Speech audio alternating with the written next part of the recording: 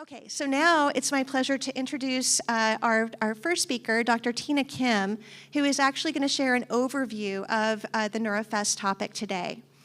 Dr. Kim is an Assistant Professor of Neurology. She's a core faculty member at the Center for Neuroscience, and she's an affiliated faculty member in the Center for Neuroengineering and Medicine.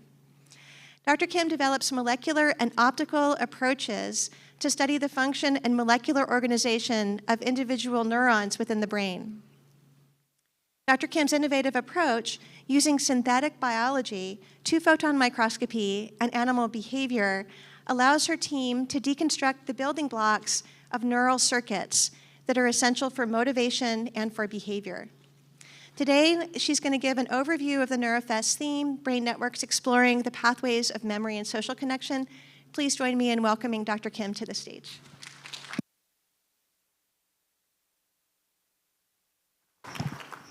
Okay, thank you, Kim, so much for the introduction. Is this mic working okay? Or should I switch over? No? Okay, you know what? I'm going to switch over to the other one.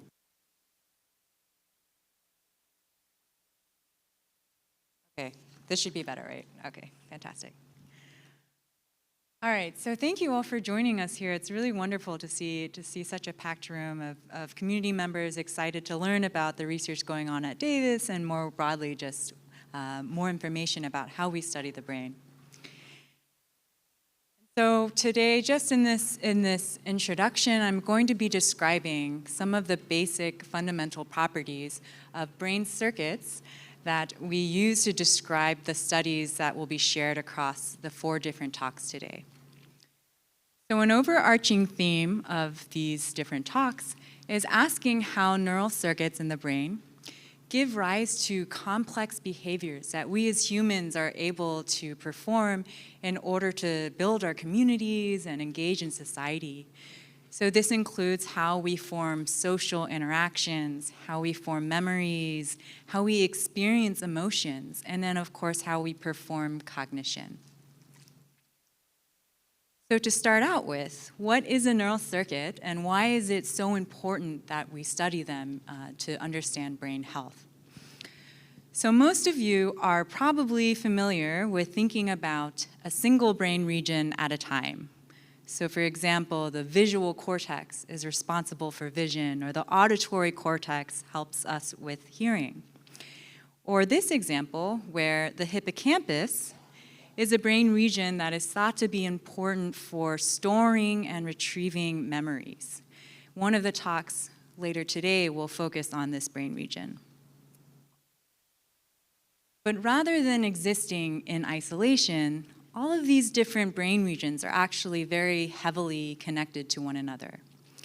So now I'm going to show you another picture of the hippocampus in the human brain, so shown here in white.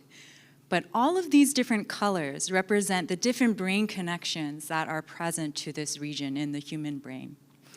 So over on the left is sort of a sideways view of the human brain and the different connections you can see. And over on the right is a top-down view. So these connections span almost the entire length of the brain in any direction. And these circuits, these connections that we see, give rise to what we call neural circuits. And that's the basis of a lot of the talks that we'll hear about today. So neural circuits, even though they could all be going to the same region, for example, in this case, the hippocampus, can give rise to a number of different behaviors or subsets of the same behavior.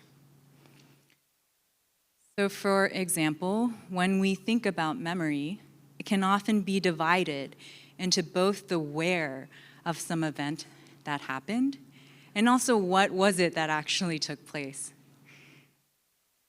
One theory is that the where of an event is actually transmitted to the hippocampus through maybe more of these upper cortical pathways shown here in orange, whereas the what of the event could be transmitted more towards these lower cortical pathways or circuits shown in the purple.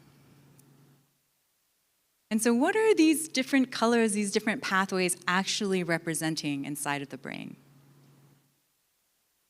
And so these fiber tracks that we see are actually representative of axons that arise from the cell bodies of neurons in one brain region and then travel very far distances in some cases to other cell bodies that they connect to in downstream regions.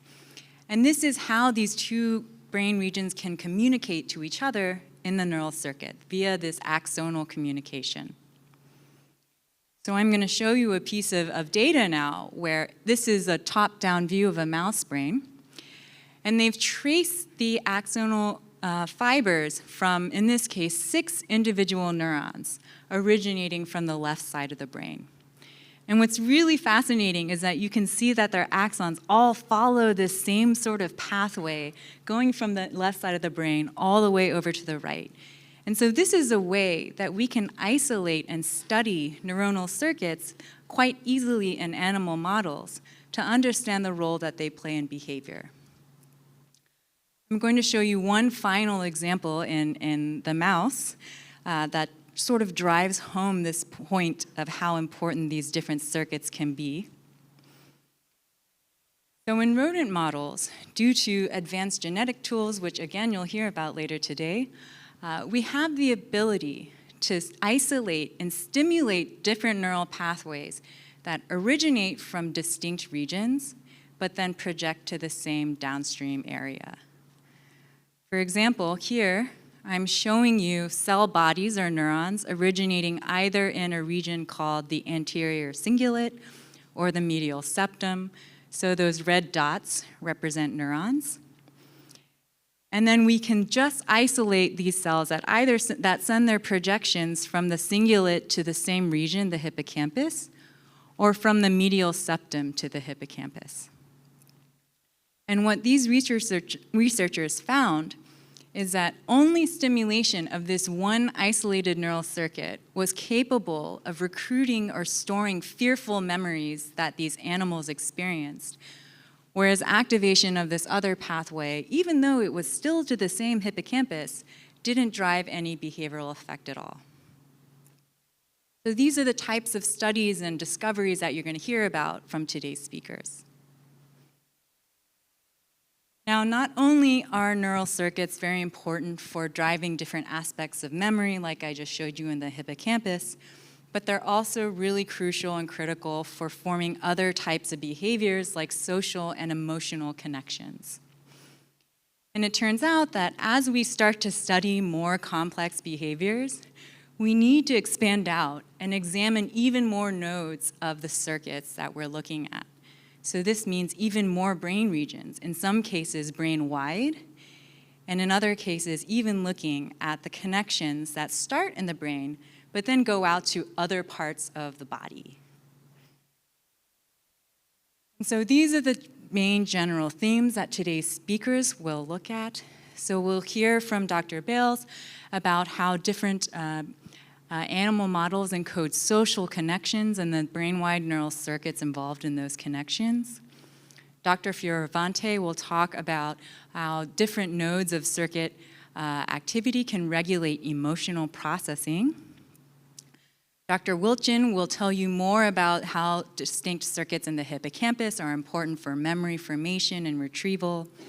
And then Dr. Fan will now zoom out to looking at the human and looking at how brain-wide and brain-body connections and circuits are very important for our basic cognition. And so I'm going to just introduce a little more in depth the next two speakers right away, right now. And so speaking second will be Dr. Diasanu Fioravante. Her lab studies small neural circuits in mice to better understand cognitive and affective processing and plasticity in health and disease.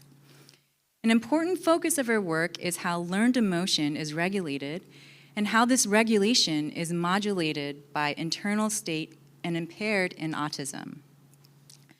Early in her career, Dr. Fioravante investigated the properties of neurons and their connections that give rise to short-term plasticity and memory.